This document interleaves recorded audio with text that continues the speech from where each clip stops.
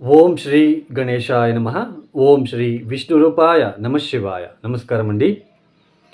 2024 June మాసంలో ద్వాదశ రాశి వాళ్ళ మాస ఫలితాల భాగంలో మీన రాశి వాళ్ళకి ఈ ఒక మాసం ఎలా ఉందో తెలుసుకుందాం.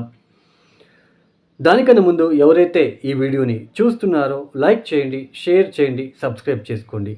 మరియు ఈ ఒక మాసంలో గ్రహ సంచారం ఎలా ఉందో తెలుసుకుందాం.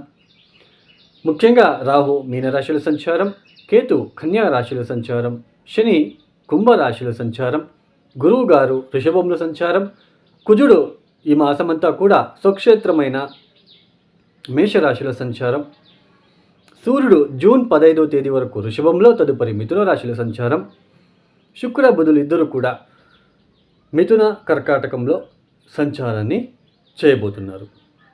ఈ ఒక గ్రహ సంచార రీత్యా మీన రాశి వాళ్ళకి ఈ ఒక మాసంలో ముఖ్యంగా కుజ, సూర్య, బుధ, శుక్రులు ఈ ఒక 4 గ్రహాలు కూడా యోగిస్తున్నాయని చెప్పుకోవచ్చు.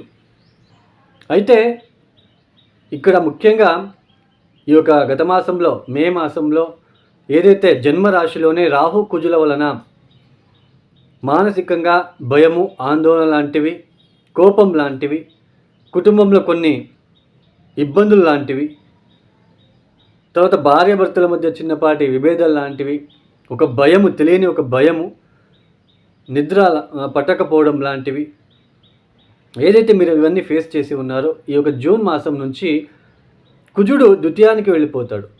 అంటే జన్మరాశిలో ఉంటున్న కుజుడి ఒక దోషం తొలగిపోయింది, ద్వితీయ స్థానానికి వెళ్ళిపోతున్నాడు.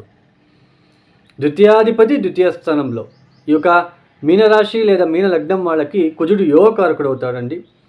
అయినా పాపగ్రహాలు 3, 6, 11వ స్థానంలో యోగిస్తారు. అయినా ఇక్కడ ద్వితీయ స్థానంలో కుజుడు స్వక్షేత్రంలో ఉంటున్నాడు కాబట్టి కొద్దిగా ఆర్థికపరమైన అంశాలలో ప్రయోజనాలు ఎక్కువగా ఉంటాయి. ఆర్థికంగా ఇబ్బందిగా ఎక్కువగా ఉండదు, ఆర్థికంగా బాగుంటుందని చెప్పుకోవచ్చు. తర్వాత ఉద్యోగంలో కొన్ని అభివృద్ధి లేదా మంచి వార్తలు వినడం లాంటివి ఇక్కడ చూడవచ్చు. సంఘంలో మీకు పేరు ప్రఖ్యాతలు రావడం లాంటిది, సంఘంలో మీ మాటకు విలువ పెరగడం లాంటిది. అయితే ఇక్కడ కొద్దిగా సమయానికి వేళకు భోజనం లాంటిది చేయలేకపోవడం లాంటిది కూడా ఇక్కడ కనిపిస్తూ ఉంటుంది. అంటే ఎక్కువ కొద్దిగా బయట తిరగడం లాంటిది, సమాజం గురించి కొద్దిగా బయట పనులు చేసుకోవడం లాంటిది.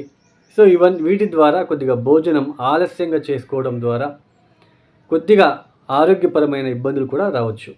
మనకి చతుర్థ స్థానంలో బుధ, శుక్రులు ఈ యొక్క మీన రాశి లేదా మీన లగ్నానికి వాళ్ళిద్దరూ అంటే బుధ, శుక్రులు అంత మంచి ఫలితాలు ఇచ్చే గ్రహాలు కాదు. అయినప్పటికీ మనకి నైసర్గిక శుభగ్రహాలు కాబట్టి చతుర్థ స్థానంలో చతుర్థాధిపతి అయిన బుధుడు, శుక్రుడు కూడా ఉండడం అనేది మంచి ఫలితాలు ఇస్తారు.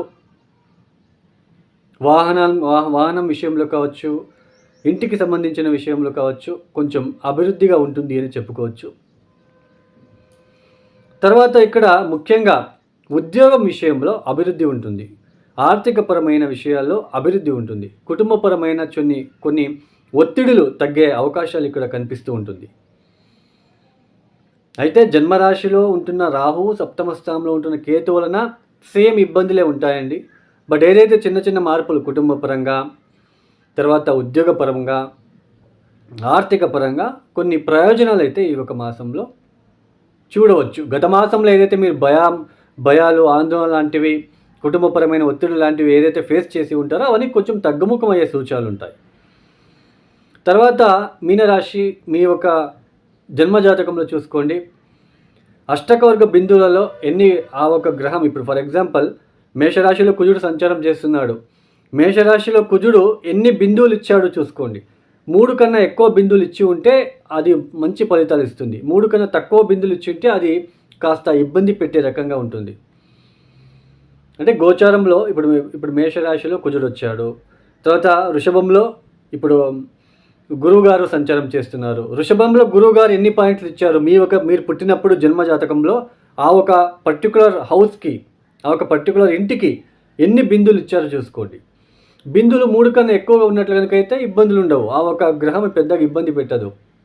ఇప్పుడు శని కూడా ఇప్పుడు మీకు జన్మరాశికి వస్తాడు. జన్మరాశిలో మీకు ఎన్ని బిందులు ఇచ్చాడు చూసుకోండి. 3 కన్నా తక్కువ బిందులు ఇచ్చింటే చాలా ఇబ్బందులు పడాలి. అంటే ఏళ్ళనాటి శని ప్రారంభమవుతుంది కదా! మీరు తెలుసుకోవాలని చెప్తున్నాను. అష్టకవర్గ బిందువులు ఇంపార్టెంటు. దశాభుక్తి ఇంపార్టెంటు. దశాభుక్తి, అష్టకవర్గ బిందువులు చాలా చక్కగా ఉంటే మీకు పెద్దగా ఇబ్బందులు రావు. తర్వాత మీకు మీనరాశి వాళ్ళకి ఈ యొక్క మాసంలో కాస్త బాగుంటుంది. బట్ వ్యయస్థానంలో ఉంటున్న శని వలన కొద్దిగా ఖర్చులు ఎక్కువగా ఉంటాయి. జన్మరాశిలో ఉంటున్న రాహు వలన అత్యాశకి గురి అవ్వడం లాంటివి కూడా ఉంటాయి. సో కాస్త వీటి ద్వారా సమస్యలు ఏర్పడే సూచనలు ఉంటాయి. తర్వాత సప్తమ స్థానంలో కేతు కొద్దిగా మ్యారేజ్ లైఫ్లో కొద్దిగా డిస్టర్బెన్సెస్గా ఉంటుంది. బట్ జన్మరాశికి అధిపతి అయిన గురువు ఈ మాసం నుంచి హస్తగత త్యాగం అవుతుంది. అంటే మౌఢ్య త్యాగం చేస్తున్నాడు కాబట్టి గురువు బలిష్టంగా ఉంటాడు. సమాజంలో ఒక గుర్తింపు లాంటిది, తర్వాత దేవతా కార్యాలలో పాల్గొనడం లాంటిది, దూర ప్రయాణాలు చేసుకోవడం లాంటిది ఈ యొక్క మాసం నుంచి మీరు చూడవచ్చు. మొత్తానికి ఈ యొక్క మీనరాశి వాళ్ళకైతే ఈ మాసంలో కొద్దిగా శుభ ఫలితాలే మనము చూడవచ్చు. ఈ యొక్క మీనరాశి వాళ్ళు తప్పనిసరిగా ప్రతిరోజు హనుమాన్ చాలీస చదువుకోండి, కాలభైరవేశ్వర గాయత్రి మంత్రం చదువుకోండి. తర్వాత ఇక్కడ ముఖ్యంగా మీరు రాహుకేతుల దోషాల నుంచి విముక్తి చెందడానికి రాహుకి నల్ల మినుములు, కేతువుకి ఉలవలు రోజు ఒక 27 రోజులు ఆవులకి అంటే నానబెట్టేసి సాయంత్రం పూట నానబెట్టేసి ఒక గుప్పెడు తీసుకోండి. నల్ల మినుములు, ఉలువలు, కేతువుకి ఉలువలు, రాహుకి నల్ల మినుములు ఒక గుప్పెడు తీసుకొని నానబెట్టేసి మరుసటి రోజు బెల్లంతో కలిపి ఆవులకి తినిపించే ప్రయత్నం చేయండి. 27 డేస్. ఆ ఒక భయము, ఆ ఒక మ్యారేజ్ లైఫ్లో ఉన్న ఒత్తిడి తగ్గుతుంది. తర్వాత మనకి గురువు అభివృద్ధి చెందాలి అంటే ఏదైతే ఉందో ఈ యొక్క దేవనాంచ ఋషినాంచ గురుం కాంచన సన్నిభం, ఈ యొక్క గురువుగారి మంత్రం చదువుకోవడానికి ప్రయత్నం చేయండి ప్రతిరోజు 108 సార్లు. వీలైతే శివసహస్రనామం చదువుకోవడానికి ప్రయత్నం చేయండి. శనివారం పూట కాకులకు ఆహారాన్ని ఇచ్చే ప్రయత్నం చేసుకున్నట్లయితే వచ్చే ఇబ్బంది నుంచి బయటపడవచ్చు.